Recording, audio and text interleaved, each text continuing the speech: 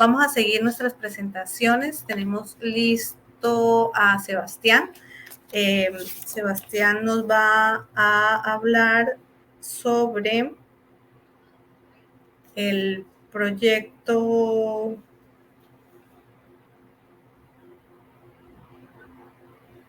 Es un póster, ¿verdad? Bueno, seguimos esta tarde. Nosotros vamos afortunadamente muy en tiempo. Nosotros tenemos, o le íbamos a dar un espacio, estábamos buscando ahorita precisamente una ponencia que el día de ayer quedó pendiente por un inconveniente de salud de una de las expositoras del bloque B del día de ayer. Vamos a ver si se conecta, le vamos a dar un espacio para que logre presentar su tema. Mientras tanto, pues vamos a darle paso a esta presentación de la sección pósters, ya terminando con lo que teníamos programado en nuestra sala en presentaciones orales. Vamos a tener, o les recuerdo que estos pósters están ya publicados en el sitio web del IDI. Pueden acceder a ellos para consultarlos y queremos pues escuchar el trabajo que lleva o que ha conllevado a esta presentación en el día de hoy a estos 4 ponentes. El primero de ellos o la primera de ellas en presentar es Jean-Marie Josefina Chirinos González de la Universidad Politécnica Territorial de Falcón, Alonso Gamero, quien nos va a contar un poco su experiencia con relación a la investigación que realizaron y titularon Transversalidad de la dimensión ambiental en el subsistema de educación media y diversificada venezolana. El caso Unidad Educativa Libertadores de América. La escuchamos, Jean-Marie. Buenas tardes, ¿me escuchan? ¿Se escucha bien? Muy bien. ¿Me confirman, por favor? Sí, la escuchamos y vemos el póster muy bien. Ok, muy bien. Buenas tardes. Muchas gracias por haber aceptado mi trabajo investigativo. Forma parte de mi tesis doctoral y en este caso estamos analizando el subsistema de educación media y diversificada. Esto es el bachillerato en Venezuela y específicamente cómo nuestros docentes aplican el eje transversal ambiental.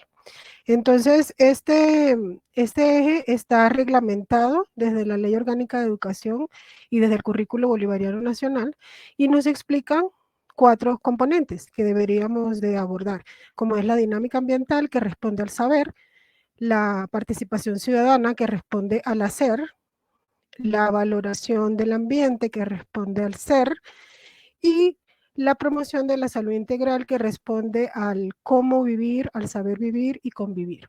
Entonces, ¿cómo relacionar todo esto dentro de la dinámica del medio ambiente que se vive en nuestro territorio, en el estado Falcón? ¿Qué estrategias utilizan nuestros docentes? Fue la pregunta de investigación que abordamos. Para ello, entonces, utilizamos el enfoque cuantitativo. Utilizamos también un instrumento, el cual fue validado y a través de la validez de contenido. Se aplicó una prueba piloto y en la población que fue aplicada fue para un total de 30 docentes, 2 coordinadores, un director. Y entonces, entre los resultados que obtuvimos, tenemos entonces que entre el ítem 9 y el ítem número 16, preguntamos si en la planeación de sus estrategias tomaban en cuenta el bagaje cultural y la experiencia, las experiencias previas de los estudiantes. Preguntamos si incluían la investigación, si tomaban en cuenta el territorio, si leían la propia realidad del territorio para apropiarse de las problemáticas y utilizar estas problemáticas como procesos de aprendizajes. Y como nos damos cuenta, bueno, entre un 60 y un 80% responde que rara vez o nunca emplean este tipo de estrategias.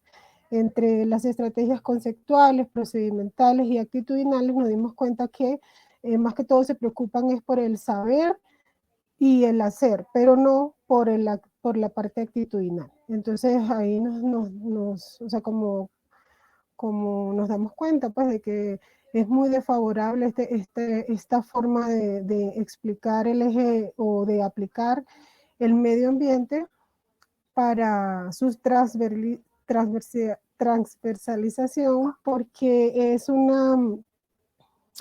muy abstracto. Entonces tenemos que, como docentes, ser un poco más práctico con la realidad, realmente acercarnos al contexto de lo que realmente se vive en la zona.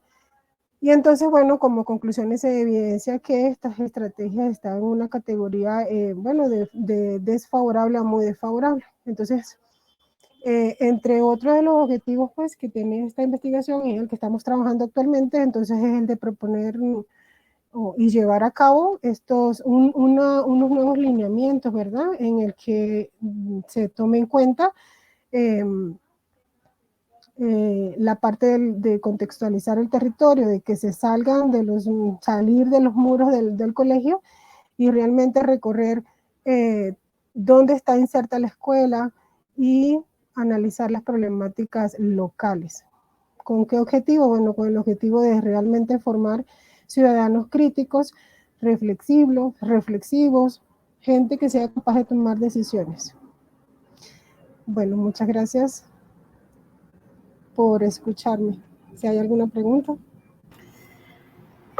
Bueno, Jean-Marie, este es un tema que definitivamente en el nivel que ustedes han hecho esta investigación, que es a nivel de educación secundaria, ¿verdad?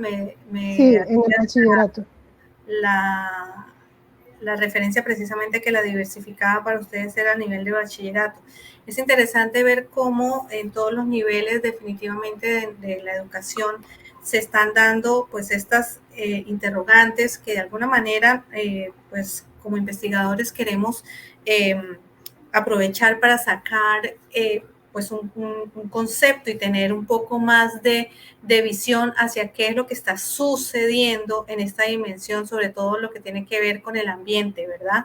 Ya que Sí, pues esto cada día va a ser un tema más activo y un tema que no podemos descuidar porque definitivamente creemos que el ambiente a veces le compete al vecino o le compete a otros y que no nos compete a cada uno de nosotros.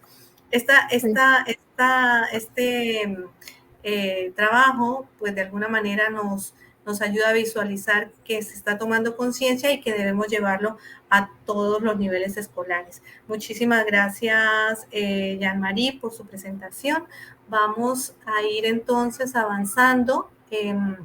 Me confirman en la sala, por favor, si quien está preparado es Marcela Osairi. Le voy dando, mientras tanto, pues un minuto a Jean-Marie para que despida a su público. Sí, muchísimas gracias por escucharme. Sabemos que es un gran reto al que estamos enfrentándonos en este momento, pero con motivación y ganas de hacer las cosas, sí podemos lograrlo. Gracias. Sí, es la configuración de un servidor multijugador. Configuración de un servidor multijugador de Minecraft para la creación de entornos virtuales. Este es el tema. Esta investigación está realizada por Darwin Sebastián Van Leip Quirola de la Pontificia Universidad Católica del Ecuador, sede Ambato, junto con Enrique Xavier Garcés Freire y Verónica Maribel Pailacho Mena, todos vinculados a la misma institución académica. Adelante, Sebastián. Gracias. Muy buenas tardes con todos los presentes. Como dijeron, voy a presentar sobre la configuración de un servidor multijugador de Minecraft para la creación de entornos virtuales. Esta investigación surge ya que el mundo está cambiando y también nosotros hemos pasado por una pandemia y nosotros hemos tenido que acloparnos a lo que es las nuevas tecnologías. Entonces, las nuevas sociedades ya se están acostumbrando a la educación mediante las diferentes herramientas de la tecnología. Entonces, existen bastantes trabajos académicos que utilizan los videojuegos para llegar al conocimiento y utilizar ambientes digitales para que las personas, los estudiantes o quien esté utilizando, creen y desarrollen nuevas destrezas. Entonces, yo he utilizado el videojuego de Minecraft para crear una configuración, ya que en estos mismos artículos y póster utilizan este videojuego. Sin embargo, está de cierta manera mal optimizado, porque no existe en sí documentación de ello, documentación académica, para que los diferentes docentes puedan guiarse, ¿no? Entonces, con el propósito de contribuir a la educación, he creado este desarrollo. Entonces, el objetivo general es la presentación de una configuración optimizada para la creación de entornos virtuales. Y la metodología que se utilizó busca responder la pregunta de cómo obtener esta configuración. Entonces, este trabajo se ha ido realizando durante 2 años para poder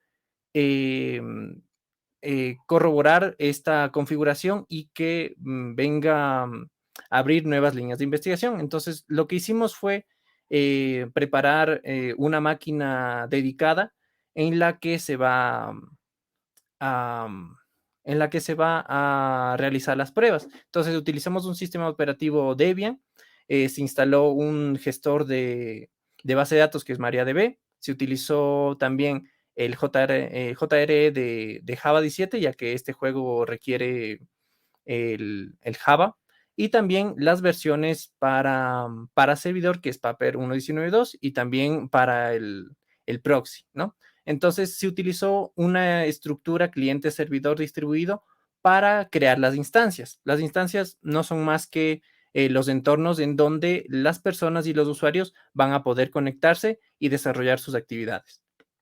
Entonces, realizado esto, se creó un proxy y también se creó diferentes nodos para hacer las pruebas de las configuraciones y ver las pruebas de rendimiento. Entonces, los archivos generados principalmente por el juego vienen de forma predeterminada y no son nada eficientes. Entonces, he visto también publicaciones que utilizan de forma predeterminada estos archivos y de cierta manera, sus investigaciones podrían haber sido mejores respecto a la utilización de esta herramienta, de este videojuego. Entonces, se creó un entorno plantilla en la que se hizo pruebas de rendimiento y se logró mantener 50 jugadores simultáneos con 20 TPS, que es la forma de medir, son los tics por segundo que mide un servidor. Y hay otros parámetros, pero estos son los principales para mantener la calidad del servidor y que no tenga problemas de rendimiento. Entonces, podemos concluir que al realizar estas pruebas, hemos testeado y se ha mejorado de 10 a 12 veces más el rendimiento. Entonces, de los 14 servidores que se ha colocado durante 2 años, hemos ido realizando modificaciones para que todo quede de forma optimizada. Y bueno, la documentación que se presentó, que ha de estar también enlazado en el libro, ahí se puede ver la configuración completa de estos entornos. Entonces, esto nos puede servir bastante para otras líneas de investigación, por ejemplo, para casos específicos de educación primaria, secundaria y también para proyectos de universitarios. Entonces, también se han utilizado en diferentes recursos, y ahorita que venimos de una pospandemia, posiblemente se pueda llegar más a las personas utilizando estos recursos. Gracias.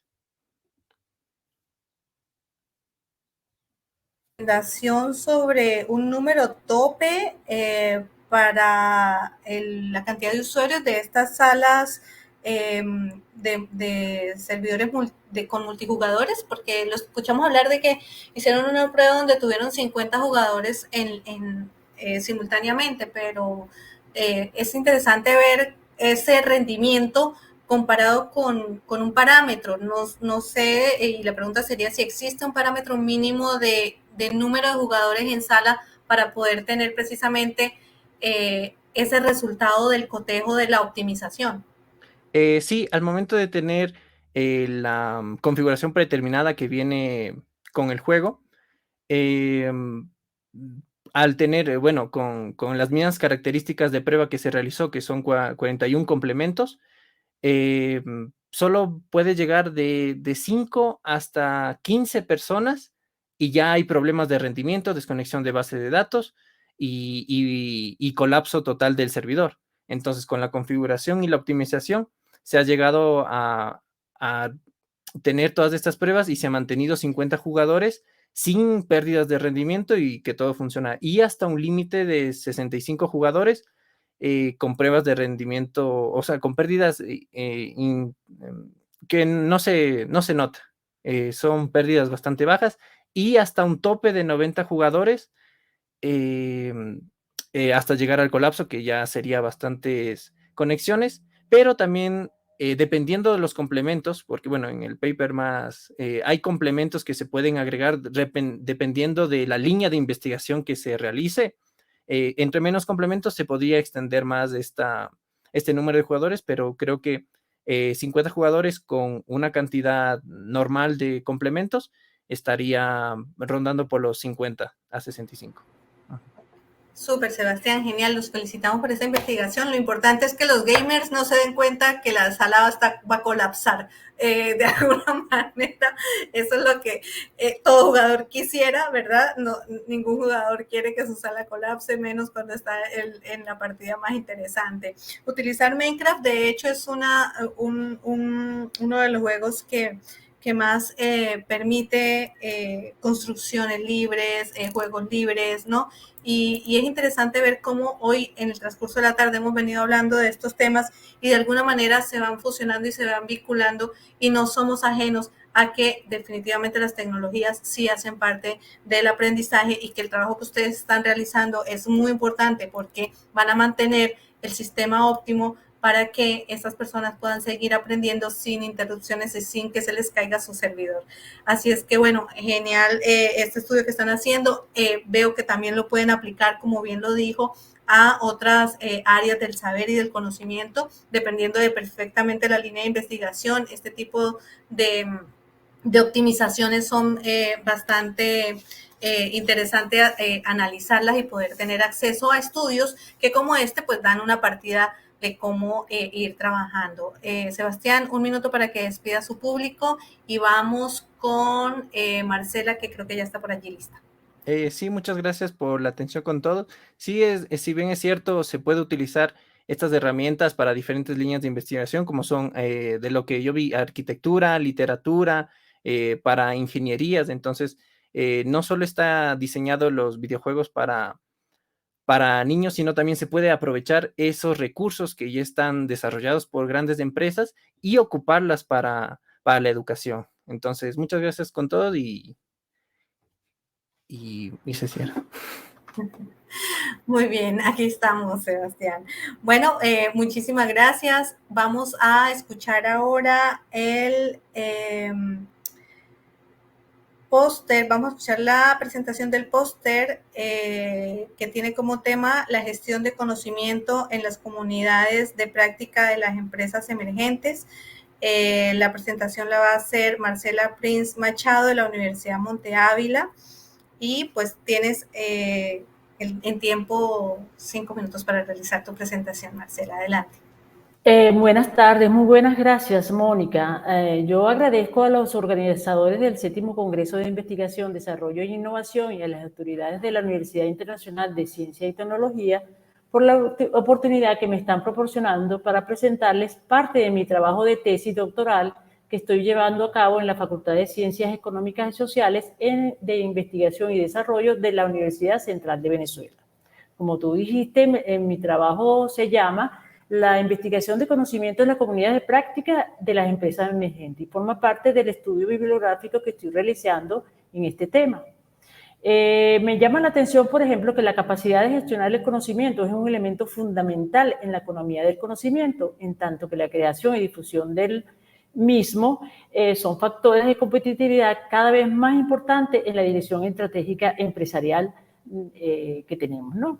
Esta inversión bibliográfica realmente tuvo como objetivo principal estudiar en concreto desde la visión paradigmática de la gestión del conocimiento los orígenes y la transformación de la estructura orgánica de las organizaciones, en la medida en que su gestión necesita mayor colaboración entre las empresas. De allí la necesidad de aprovechar mejor el conocimiento generado por las comunidades de prácticas para la generación de valor en las organizaciones.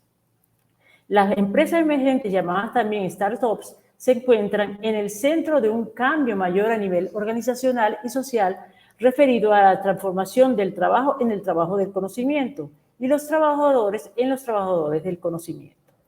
En este caso particular, analizamos el origen de los cambios políticos, sociales, económicos y culturales de la sociedad postindustrial que conllevan a la progresiva burocratización de la ciencia y la especialización del trabajo intelectual, cambios que plantean problemas gerenciales en lo político al aumentar la importancia del componente técnico del conocimiento y, en consecuencia, la relevancia de los científicos, ingenieros y tecnócratas en el ámbito político. Para definir lo que son las startups, nos apoyamos en lo expresado por el Fondo Multilateral de Inversiones y el Banco Interamericano del Desarrollo, que en América Latina se considera que son empresas que alcanzan el primer año de ventas de al menos 100 millones de dólares. También exhiben tasas anuales de crecimiento mínimos de un 35% y presentan un alto grado de diferenciación e innovación, teniendo el potencial de convertirse en corto plazo en una mediana empresa. Ahora bien, entrando en el tema y para colocarnos en contextos desde el cual ves el desarrollo de las tecnologías horizontales del siglo XX, me propuse analizar la sociedad postindustrial, pero lo hice con base en la descripción de las 5 dimensiones de Bell, proceso en el cual surge la capacidad de aprendizaje, y aquí lo más importante, el aprendizaje de las organizaciones como un factor clave y uno de los mayores desafíos que afrontan las organizaciones en la actualidad. Es decir, y repetimos, la transformación del conocimiento individual en conocimiento organizacional y además la necesidad de crear una cultura organizacional colectiva en favor del proceso de transformación del conocimiento. Tenemos en este sentido que el cambio tecnológico se incorpora progresivamente en este proceso descrito por Bell, se incorpora progresivamente en los nuevos bienes de capital, y el principal elemento de la tecnología es el conocimiento. Uno de los elementos relevantes en este proceso analizado es el conocimiento tácito, que definido por Nonaka son las percepciones con un valor pero subjetivas y difíciles de capturar y compartir. En este caso surgen entonces los grupos de trabajo y la capacidad de aprendizaje de las organizaciones mediante el intercambio de conocimientos determinados por la motivación extrínseca, las relaciones recíprocas, el sentido de autoestima y la norma subjetiva desde la principal fuente para compartirlos son las reuniones de proyectos y las comunidades de práctica. Finalmente, tenemos que una empresa es una organización de personas coordinadas con un objetivo común y están en las relaciones no formales, es donde surge el intercambio de información relevante que se transmite a través del conocimiento tácito.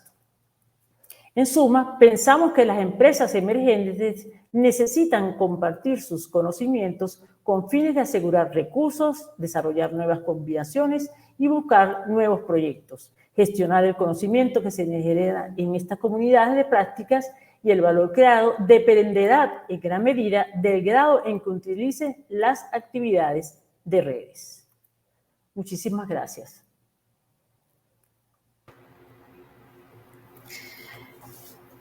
Buenas tardes. Bueno, aquí hay unos temas muy interesantes que nos está exponiendo Marcela dentro de su investigación doctoral y definitivamente estas prácticas que tienen las empresas emergentes se están convirtiendo en un tema del cual la sociedad de alguna manera está evolucionando y está viviendo, ¿no? Entonces, ya el paradigma que había sobre la empresa, la gran compañía, ¿verdad?